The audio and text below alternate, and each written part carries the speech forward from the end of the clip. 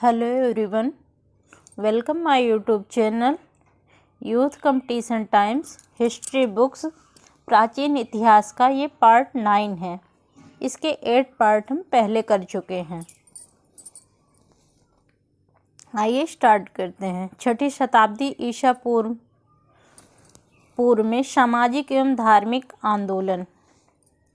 हम बौद्ध धर्म स्टार्ट करते हैं। गौतम बुद्ध का जीवन परिचय देखें। गौतम बुद्ध का जन्म कब हुआ था? 563 ईस्वी पूर्व में हुआ था। गौतम बुद्ध का जन्म कहाँ हुआ था? लुम्बिनी, नेपाल में हुआ था। गौतम बुद्ध के बचपन का क्या नाम था? सिद्धार्थ था। गौतम बुद्ध के पिता का क्या नाम था? शुद्धोधन, कपिलवस्तु के शाक्य गढ़ के प्रधान थे। गौतम बुद्ध की माता का क्या नाम था? तो माया देवी था, अथवा इन्हें महामाया भी कहते हैं, जो कोली गणराज्य की कन्या थी। गौतम बुद्ध के बचपन में पालन पोषण किसने किया था? मौसी प्रजापति गौतमी ने किया था। गौतम बुद्ध का विवाह किसके साथ हुआ था? तो यशोधरा। अन्य नाम थे यशोधरा के गोपा, बिंबा, भद्दकच्छना थे। गौतम बुद्ध के पुत्र का क्या नाम था? राहुल था। गौतम बुद्ध के प्रमुख आचार्य कौन थे? वैशाली के आलार कलाम थे, सांख्य आचार्य थे एवं राजगृह के रुद्रक रामपुत्र थे। गौतम बुद्ध के घोड़े का क्या नाम था? कत्थक था। गौतम बुद्ध के सारथी का क्या नाम था? चन्ना था।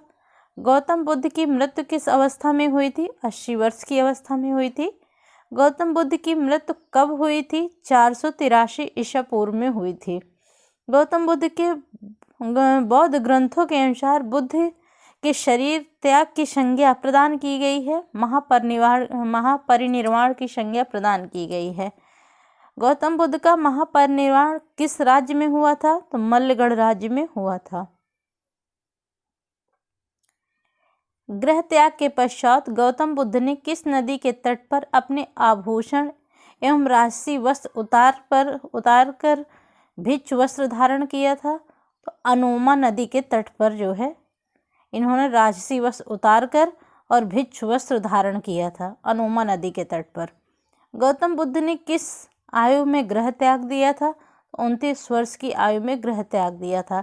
बौद्ध ग्रंथों में बुद्ध के गृह त्याग को क्या कहा गया है?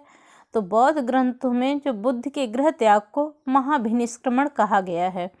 गौतम बुद्ध को किस आयु में ज्ञान प्राप्त हुआ था? तो 35 वर्ष की आयु में ज्ञान प्राप्त हुआ था। महात्मा बुद्ध को ज्ञान कहाँ प्राप्त हुआ था? उर्वेला बोधगया में प्राप्त हुआ था। गौतम बुद्ध को किस नदी के तट पर एवं किसी वृक्ष के नीचे ज्ञान प्राप्त हुआ था? तो निरंजना नदी के तट पर एवं पीपल वृक्ष के नीचे जो है गौतम बुद्ध को ज्ञान प्राप्त हुआ था। ज्ञान प्राप्ति संबोधि के पश्चात गौतम बुद्ध क्या कहलाए? तो बुद्ध एवं तथागत कहलाए।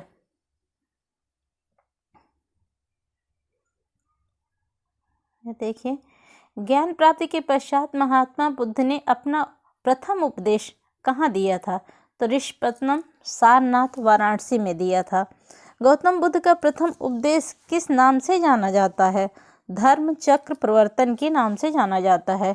गौतम बुद्ध के प्रथम उपदेश को किस अन्य नाम से जाना जाता है? तो 4 आर्य सत्य के नाम से जाना जाता है। गौतम बुद्ध ने अपना प्रथम उपदेश किसे दिया था? तो 5 ब्राह्मण सन्यासियों को दिया था। बुद्ध के जीवन से संबंधित प्रतीक देखिए। गर्भाधान, माता को स्वप्न हुआ था, जब ये गर्भाधान में आए थे तो हाथी का स्वप्न हुआ था। जन्म इनका कमल एवं साण का प्रतीक माना गया है। और गृह त्याग या महाभिनिष्क्रमण घोड़ा को प्रतीक माना गया है। ज्ञान या संबोधि के समय पीपल बोधि वृक्ष को प्रतीक माना गया है। निर्वाण इनके पद चिन्ह थे। मृत्यु या महापरिनिर्वाण स्तूप थे। प्रथम उपदेश धर्मचक्र प्रवर्तन जो है, धर्मचक्र मृग सहित चक्र जो है इसका प्रतीक था। 5 ब्राह्मण जिन्हें प्रथम उपदेश दिया था, दाना चुगते हुए हंस थे। मार विजय जो है भूमि स्पर्श मुद्रा थी। बुद्ध ने अपना सर्वाधिक उपदेश किस स्थान पर दिया था? तो श्रावस्ती, कौशल राज्य में दिया था।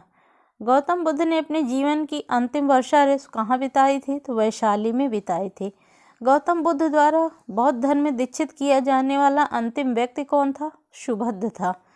किसे शाक्य मुनि के नाम से जाना जाता है? गौतम बुद्ध को शाक्य मुनि के नाम से जाना जाता है। मध्यम प्रतिपदा को किसने ग्रहण किया था? तो बुद्ध ने ग्रहण किया था। बौद्ध धर्म की शिक्षा, बुद्ध की शिक्षाएं किस ग्रंथ में से मिलती हैं? त्रिपिटकों में मिलती हैं। त्रिपिटकों में मिलती हैं। त्रिपिटकों का संकलन किया गया है, बुद्ध के उपदेशों का किया गया है। अष्टांगिक मार्ग को किस अन्य नाम से जाना जाता है? तो मध्यम प्रतिपदा अथवा मध्यम मार्ग के नाम से जाना जाता है। बौद्ध दर्शन में कल्याण मित्र क्या है? अष्टांगिक मार्ग हैं। बौद्ध धर्म में 4 आर्य सत्यों में कौन सा एक प्रतीत समुत्पाद के सिद्धांत की व्याख्या करता है? तो द्वितीय बौद्ध धर्म जो कि 4 आर्य सत्यों में से एक था, द्वितीय, तो उसे प्रतीत समुत्पाद के नाम के सिद्धांत की व्याख्या करता है। अनात्मवाद का सिद्धांत किस धर्म से संबंधित है? बौद्ध धर्म से संबंधित है। संसार अस्थिर और क्षणिक है, इस सिद्धांत का विचार कहाँ से प्राप्त होता है? तो बौद्ध दर्शन के क्षणिकवाद से प्राप्त होता है। यमक संबंधी विचार किस पिटक में मिलते हैं? अभिधम्म पिटक में से मिलते हैं। बुद्ध के उपदेशों से संबंधित महत्वपूर्ण तथ्य हैं कर्म सिद्धांत, पुनर्जन्म, मोक्ष, ईश्वर, वेद, समानता। आइए इसको व्याख्या भी देखते हैं इसकी। कर्म सिद्धांत, महात्मा बुद्ध ने अपने उपदेशों में कर्म के सिद्धांत पर बहुत बल दिया है। वर्तमान का निर्णय भूतकाल से प्रभावित होते हैं। पुनर्जन्म, महात्मा बुद्ध ने प्रत्येक व्यक्ति को अपने भाग्य का निर्माता माना है। उनका कहना है कि अपने पूर्व कर्मों का फल भोगने के लिए मानव को बार बार संसार में जन्म लेना पड़ता है। मोक्ष या निर्वाण देखिए, तो बुद्ध ने बताया कि निर्वाण की प्राप्ति प्रत्येक मनुष्य के जीवन का अंतिम लक्ष्य है। इससे उनका तात्पर्य यह था कि मनुष्य को सांसारिक इच्छा, भोग, लिप्सा का परित्याग कर देना चाहिए। महात्मा बुद्ध ने इसे शांति की वह अवस्था मानी है जो कभी भंग नहीं होती है। ईश्वर, बुद्ध ने ईश्वर के अस्तित्व को न स्वीकार किया है और न ही उसे नकारा है। ईश्वर के अस्तित्व की उलझन में वे नहीं पड़े। वेद देखिए, तो वेद में है कि महात्मा बुद्ध ने वेदों की प्रामाणिकता को स्पष्ट रूप से नकारा है। समानता में देखिए, तो समानता में महात्मा बुद्ध समाज में ऊंच नीच के कट्टर विरोधी थे। उनके शिष्यों में सभी वर्गों के लोग थे और वे सबको समान आदर की दृष्टि से देखे जाते थे, मतलब सबको एक समान देखते थे। इसी कारण बौद्ध धर्म को लोकतंत्रात्मक धर्म भी कहा गया है। बौद्ध धर्म के तीर्थ देखिए, बुद्ध, धम्म, संघ। बौद्ध धर्म के 4 आर्य सत्य हैं। दुख समुदाय, दुख निरोध गामिनी प्रतिपदा है। बौद्ध धर्म के अष्टांगिक मार्ग देखिए, सम्यक दृष्टि, सम्यक संकल्प, सम्यक वाक, सम्यक कर्मात, सम्यक आजीव, सम्यक व्यायाम, सम्यक स्मृति, सम्यक समाधि। सम्यक दृष्टि में है कि वस्तु की वास्तविक स्वरूप की समझ। सम्यक संकल्प में है राग, द्वेष, लोभ एवं हिंसा से मुक्त विचार। सम्यक वाक में है कटु वचनों का त्याग। सम्यक कर्मात में है सत्कर्मों का अनुसरण। सम्यक आजीव में है सदाचार से युक्त आजीविका। सम्यक व्यायाम में है मानसिक एवं शारीरिक रूप से स्वस्थ। सम्यक स्मृति में है सात्विक भाव। सम्यक समाधि में है एकाग्रता। बौद्ध दर्शन देखिए, अनिश्वरवाद, ईश्वरीय सत्ता में विश्वास नहीं करना। शून्यवाद, संसार की समस्त वस्तुएं या पदार्थ सत्ताहीन शून्य हैं। अनात्मवाद, आत्मा की स्थायी सत्ता की अस्वीकृति है। क्षणिकवाद, संसार की समस्त वस्तुएं क्षणिक है। इधर देखिए, बोधिसत्व के प्रतीक, इधर लक्षण है, इधर बोधिसत्व हैं। तो कलशधारी मैत्रेय थे, वज्रधारी वज्रपाणि थे, पद्मधारी अवलोकितेश्वर थे, खड़गधारी मंजूश्री थे। बौद्ध धर्म के संप्रदाय देखिए। बौद्ध संघ स्थिरवादी तथा महासांघिक जैसे दो भागों में किस समय विभाजित हो गया था? तो द्वितीय धर्म सभा में विभाजित हो गया था, जो कि वैशाली में हुई थी। महासांघिक संप्रदाय का उदय कहाँ हुआ था? वैशाली में। किस बौद्ध आचार्य ने तिब्बत में बौद्ध धर्म के वज्रयान संप्रदाय की स्थापना की थी? तो पद्मशंभो ने की थी। महायान बौद्ध धर्म की दो दार्शनिक शाखाएं थी। किस दार्शनिक शाखा का संबंध महायान संप्रदाय से था? माध्यमिक और योगाचार संप्रदाय का महायान संप्रदाय से था। माध्यमिक और योगाचार ये दो बौद्ध मत, दो दार्शनिक शाखाएं थी, वो महायान संप्रदाय से थी। बौद्ध धर्म के अंतर्गत माध्यमिक दर्शन के प्रतिपादक कौन थे? नागार्जुन थे। महायान में शून्यवाद के प्रतिपादक कौन थे? नागार्जुन थे। बौद्ध धर्म महायान और हीनयान में के शासक के शासनकाल के दौरान विकसित हुआ? तो कनिष्क के शासनकाल में विकसित हुआ, और कनिष्क के शासनकाल में ही गौतम बुद्ध की प्रथम मूर्ति भी बनाई गई थी। और ये महायान को मतलब गौतम बुद्ध को एक देवता के रूप में पूजते थे। बुद्ध को ईश्वर के रूप में पूजने वाला कौन सा संप्रदाय था? महायान संप्रदाय था। बौद्ध धर्म का हीनयान संप्रदाय बुद्ध के संदर्भ में विश्वास करता था कि गौतम बुद्ध एक महामानव हैं, किंतु अवतार नहीं है, और उसी जगह महायान इनको देवता के रूप में पूजता था। तो बौद्ध धर्म के हीनयान और महायान संप्रदाय में सर्वाधिक मौलिक अंतर है देवी देवताओं की पूजा का। बौद्ध धर्म में सर्वास्तिवादी संप्रदाय किस क्षेत्र में प्रबल था? मथुरा एवं कश्मीर में प्रबल था। प्रमुख बौद्ध संप्रदाय देखिए। हीनयान संप्रदाय की दो शाखाएं थी, वैभाषिक और सौत्रांतिक। तो वैभाषिक में यह संप्रदाय विभाष शास्त्र पर आधारित था। इस संप्रदाय के प्रमुख आचार्य वशमित्र और बुद्धदेव थे। सौत्रांतिक इस संप्रदाय का आधार शुद्ध पिटक था। यह संप्रदाय बाह्य जगत के अस्तित्व को स्वीकार करते थे, परंतु ब्रह्मा जगत का ज्ञान प्रत्यक्ष रूप से संभव नहीं है। महायान की ये दो शाखाएं थी कि माध्यमिकवाद, जिसे शून्यवाद भी कहते थे, और विज्ञानवाद। माध्यमिकवाद में है कि इसके प्रवर्तक नागार्जुन थे। इस मत का सापेक्षवाद भी कहा जाता है। और विज्ञानवाद में है, इस मत के प्रवर्तक मैत्रेय थे, मैत्रेयनाथ थे। इस मत के विकास में असंग एवं वशबंध ने योगदान दिया है। योग और आचार्य के विशेष पर बल देने के कारण इस मत को योगाचार भी कहा जाता है। बुद्ध के पूर्व अन्य धार्मिक संप्रदाय, इधर संप्रदाय देखिए और इधर इसके संस्थापक हैं। तो आजीवक संप्रदाय भाग्यवादी मखली गोशाल थे। मतलब मखली गोशाल ये भाग्य पर निर्भर करते थे, एक कर्म को प्रधानता नहीं देते थे। घोर क्रियावादी पूरन कश्यप थे। उच्छेदवादी जिन्हें भौतिकवादी भी कहा जाता था, अजित केशकम्बलिन थे। नित्यवादी पकुत कात्यायन थे। संदेहवादी या अज्ञेयवादी या अनिश्चयवादी, ये तीनों एक ही हैं।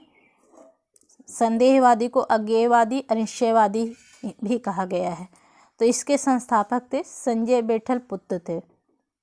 इसकी मंदिर देखिए, मूर्ति, गुफा एवं स्तूप। भारत में सर्वप्रथम मानव की प्रतिमा के रूप में पूजा गया था, तो गौतम बुद्ध को पूजा गया था। भारत में सर्वप्रथम किस धातु ने मूर्ति पूजा की नींव रखी? तो बौद्ध धर्म ने रखी थी। बुद्ध की खड़ी प्रतिमा किस काल में बनाई गई थी? कुषाण काल में बनाई गई थी। भगवान बुद्ध की प्रति कभी कभी एक हस्त मुद्रा दिखाई दे गई है, जिसे भूमि स्पर्श मुद्रा कहा जाता है। यह किसका प्रतीक है? तो मार्ग के प्रलोभनों के बावजूद अपनी शुचिता और शुद्धता का साक्षी होने के लिए बुद्ध की धरती का आवाहन इसका प्रतीक है। भूमि स्पर्श मुद्रा सारनाथ बुद्ध की मूर्ति किस काल से संबंधित है? ये गुप्त काल से संबंधित है। आंध्र प्रदेश अवस्थित नागार्जुनिकोंडा स्तूप किसके लिए विख्यात है? बौद्ध मठ के लिए विख्यात है। अजंता की प्रख्यात अजंता गुफाएं कहाँ अवस्थित हैं? तो पश्चिमी घाट में अवस्थित हैं। तिब्बत में बौद्ध धर्म के प्रचार प्रसार का श्रेय किस विश्वविद्यालय को दिया जाता है? तो विक्रमशिला विश्वविद्यालय, नालंदा विश्वविद्यालय, जगदल विश्वविद्यालय को दिया जाता है। कुछ शैलकृत बौद्ध गुफाएं कुछ चैत्य कहते हैं, जबकि अन्य को विहार। दोनों में क्या अंतर है? तो चैत्य पूजा स्थल होता था, जबकि विहार बौद्ध भिक्षुओं के निवास का स्थान होता था। यही दोनों में अंतर है। नासिक व कार्ले की गुफाएं किस साम्राज्य के अंतर्गत स्थित हैं? तो सातवाहनों के अंतर्गत स्थित हैं। गौतम बुद्ध की प्राचीन मूर्तियां किस शैली में निर्मित की गई हैं? तो मथुरा एवं गांधार शैली में निर्मित की गई हैं। स्तूप के संदर्भ में सत्य कथन है, बुद्ध ने अपने अस्थि अवशेषों पर स्तूपों का निर्माण का आदेश दिया था। और देखिए इसको, बुद्ध ने अपने अस्थि अवशेषों पर स्तूप के निर्माण का आदेश दिया था और स्तूप के निर्माण की प्रथा प्राग बौद्ध काल में थी। जैन धर्मावलंबियों ने भी प्रारंभिक काल में स्मारक के इस रूप का निर्माण किया था। दक्षिण भारत में स्थित स्तूप अवशेषों में किस स्तूप में दशरथ जातक का शिल्पांकन प्राप्त हुआ है? तो नागार्जुनकोंडा स्तूप से दशरथ जातक का शिल्पांकन प्राप्त हुआ है। किस स्थान से कपिलवस्तु महाविहारे अंकित सील प्राप्त हुई है? पिपरहवा से प्राप्त हुई है।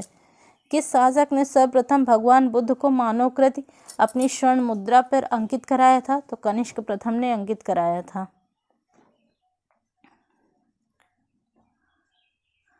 महापरिनिर्वाण मंदिर कहाँ अवस्थित है? तो ये कुशीनगर में अवस्थित है। बोध गया में महाबोधि मंदिर क्यों बनवाया गया था? क्योंकि महात्मा बुद्ध को यहाँ ज्ञान प्राप्त हुआ था। बुद्ध की प्राचीनतम प्रतिमा किस शैली में बनी हुई है? यह किस शैली में प्राप्त होती है? तो गांधार शैली में प्राप्त होती है। किस वास्तुकला में मुख्य रूप से चैत्य, विहार, स्तूप और स्तंभ होते हैं? तो बौद्ध वास्तुकला में चैत्य, विहार, स्तूप और स्तंभ होते हैं। वह कौन सा बौद्ध तीर्थ स्थान है जहाँ से दांत का मंदिर पाया गया है? तो ये श्रीलंका से पाया गया है। गौतम बुद्ध के शारीरिक अवशेषों पर शाक्यों के स्तूप बनवाया था, जिसका पुरातात्विक साक्ष्य प्राप्त होता है पिपरहवा से। बोधिसत्व पद्मपाणि के चित्र सर्वाधिक प्रसिद्ध और प्रायः चित्रकारी किस गुफा से प्राप्त हुई है? तो अजंता की गुफा से प्राप्त हुई है, जो कि महाराष्ट्र में है। हीनयान अवस्था की विशालतम एवं सर्वाधिक विकसित शैलकृत चैत्यगृह कहाँ स्थित हैं? तो कार्ले में स्थित हैं। किस शैलकृत गुफा में 11 शिरों से के बोधिसत्व का अंकन प्राप्त हुआ है? तो कन्हेरी से प्राप्त हुआ है। बौद्ध संरचना धमेक स्तूप कहाँ से अवस्थित है? तो सारनाथ से अवस्थित है। बोरोबुदुर बौद्ध मंदिर कहाँ पर स्थित है? तो जावा, इंडोनेशिया में स्थित है। जहाँ भगवान बुद्ध ने अपना पहला उपदेश दिया था, उस स्मारक का नाम बताइए जिसे seat of the Holi Buddha भी कहा जाता है। तो धमेक स्तूप सारनाथ में है, जो कि वाराणसी में है। शुंग कला में बुद्ध को किसने चिन्हित किया जाता है? तो छत्र, चरण चिन्ह, धर्मचक्र, बोधिवृक्ष से चिन्हित किया जाता है। स्मारकों में हीनयान कालक्रम में सबसे विस्तृत एवं विकसित चैत्यगृह कौन सा है? तो कार्ले का है। बौद्ध स्थल वैशाली और नालंदा किस राज्य में स्थित हैं? तो बिहार राज्य में स्थित हैं। स्तूप और गौतम बुद्ध के जीवन की किस घटना से संबंधित हैं? तो मृत्यु से संबंधित हैं। किस स्मारक से गौतम बुद्ध ने दुनिया के लिए बौद्ध धर्म के अपने दिव्य ज्ञान का प्रचार किया था? तो महाबोधि मंदिर समूह से अपने दिव्य ज्ञान का प्रचार किया था। का कादर्ग मठ किस राज्य में स्थित है? तो हिमाचल प्रदेश में स्थित है। कौन से बौद्ध स्तूप उत्तर प्रदेश राज्य में पाए जाते हैं? चौखंडी, धमेक, रामभर स्तूप जो है उत्तर प्रदेश में पाए जाते हैं। कौन सी जगह हेमिस मठ के सबसे निकट है? तो लेह जो है हेमिस मठ के सबसे निकट है। शंखलिपि के लेख किस स्तूप के अवशेष प्राप्त हुए हैं? तो भरहुत से प्राप्त हुए हैं। घोषताराम विहार कहाँ स्थित है? कौशाम्बी में स्थित है। पिपरहवा जिसका समीकरण कपिलवस्तु से किया गया है उत्तर प्रदेश के किस जनपद में स्थित है? सिद्धार्थनगर में स्थित है। भारत का सबसे बड़ा बौद्ध स्तूप कहाँ स्थित है? सांची में स्थित है, जो सांची मध्य प्रदेश में है। वह कौन सा स्तूप है जिसका संबंध भगवान के बुद्ध के जीवन की किसी घटना से नहीं रहा है? तो सांची का स्तूप जो है ये किसी घटना से नहीं रहा है। सांची के स्तूप का निर्माण मौर्य सम्राट अशोक ने करवाया था, जो कि सबसे बड़ा बौद्ध स्तूप है। किस एक स्तूप की खुदाई से सारिपुत्र के अस्थि अवशेष मिले हैं? तो सांची स्तूप से मिले हैं। बौद्ध स्तूपों का कालक्रम इस प्रकार है: सांची, अमरावती, नागार्जुनकोंडा, नालंदा। जेतवन महाविहार का प्रतिनिधित्व कौन सा स्थान करता है? शहेद करता है। बौद्ध भिक्षुओं के निवास के लिए वैशाली के लिच्छवियों ने किस विहार का निर्माण कराया था? कुटाग्रशाला का निर्माण करवाया था। नौ नालंदा महाविहार किस लिए जाना जाता है? पाली अनुसंधान संस्थान के लिए जाना जाता है। स्तूप देखिए, स्तूप का शाब्दिक अर्थ होता है किसी वस्तु का ढेर, अर्थात मिट्टी के ऐसे चबूतरे जिसका निर्माण मृतक की चिता के ऊपर समाधि के रूप में किया जाता था। स्तूप को मुख्यतः चार भागों में बांटा जाता था: एक शारीरिक स्तूप, पारिभोगिक स्तूप, उद्देशिका स्तूप और पूजार्थक स्तूप। आइए इसकी व्याख्या भी करते हैं। शारीरिक स्तूप में है, इस स्तूप में बुद्ध के शारीरिक अवशेष, केस, दंत आदि को रखा जाता था। और पारिभोगिक स्तूप में, इस स्तूप में महात्मा बुद्ध द्वारा उपयोग में की गई वस्तुएं जैसे भिक्षा पात्र, पादुका, चीवर, संघाटी आदि को रखा जाता था। उद्देशिका स्तूप में है, इस स्तूप का संबंध बुद्ध के जीवन से जुड़ी घटनाओं की स्मृति से जुड़े स्थानों से है। पूजार्थक स्तूप, इस स्तूप का निर्माण भगवान बुद्ध के पूजा के लिए धनवान व्यक्तियों द्वारा कराया जाता था। स्तूप के महत्वपूर्ण भाग देखिए।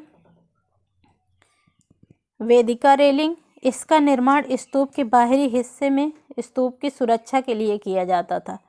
मेधी, जिसे कुर्सी के रूप में बना होता था, मेधी पर ही स्तूप का मुख्य हिस्सा निर्मित होता था। अंड, यह स्तूप का अर्धगोलाकार हिस्सा होता था। हर्मिका, स्तूप के शिखर पर अस्थि को रखा जाता था। छत्र, धार्मिक चिन्ह का प्रतीक था। सोपान, यह स्तूप के मेध या कुर्सी पर चढ़ने उतरने की सीढ़ियां होती थीं। बौद्ध विहार एवं संघ देखिए, इधर दानदाता है, इधर विहार का नाम है और स्थान है। तो बिंबिसार ने बेलवन सीतवन जो है विहार दान में दिया था, जो कि राजगृह में है।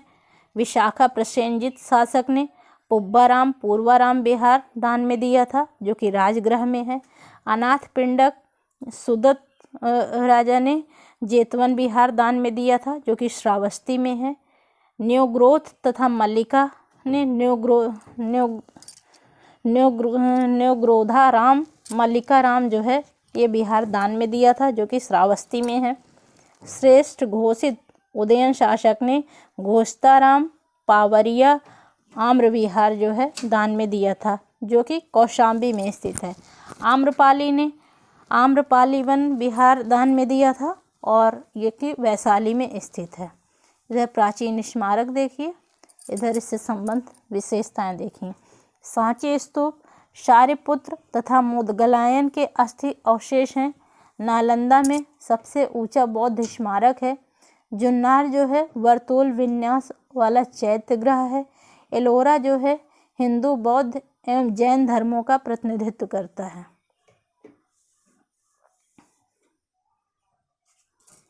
एक मिनट।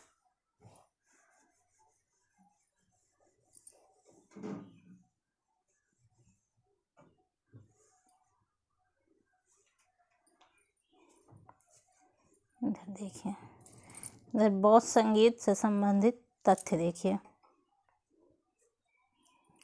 प्रथम बौद्ध संगीत के समय बुद्ध के उपदेशों को आनंद ने शुद्ध पिटक तथा उपालि के विनय पिटक के नाम में संकलित किया। द्वितीय बौद्ध संगीत के समय बौद्ध भिक्षुओं से मतभेद के कारण बौद्ध संघ स्थाविर एवं महासांघिक में विभाजित हो गया। तृतीय बौद्ध संगीत मोगलीपुत्र तिस्स ने अभिधम्म पिटक का संकलन किया एवं कथावत्थु नामक ग्रंथ का संकलन किया। चतुर्थ बौद्ध संगीत के समय बौद्ध संघ हीनयान एवं महायान संप्रदाय में विभक्त हो गया। हीनयान स्थाविरवादी थे जबकि महायानी ही महासांघिक कहलाए।